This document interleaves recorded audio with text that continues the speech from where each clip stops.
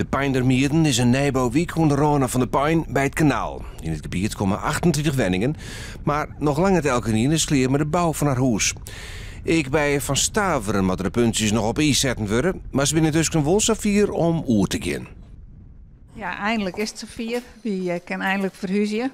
We gaan lang wachten, we gaan oorleren in watten zitten. En de bouwer en ik wat vertraging op. Maar vannacht kunnen we sliepen in de Pijndermierden als eerste bewoners. Hoera! In 2020 moeten alle huizen de steen, maar dan is Van Staveren al goed inborgeren. De verwachting is dat zij nog 3 weken nodig hebben.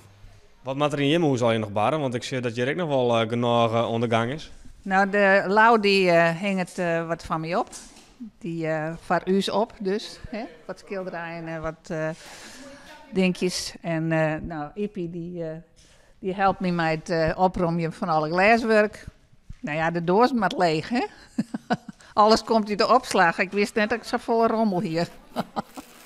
Als de bewoners van de Pijndermierden oer binnen, is het net rest te krijgen. Het is de bedoeling dat zij zelfs het natuurbeheer van het gebied op haar nemen.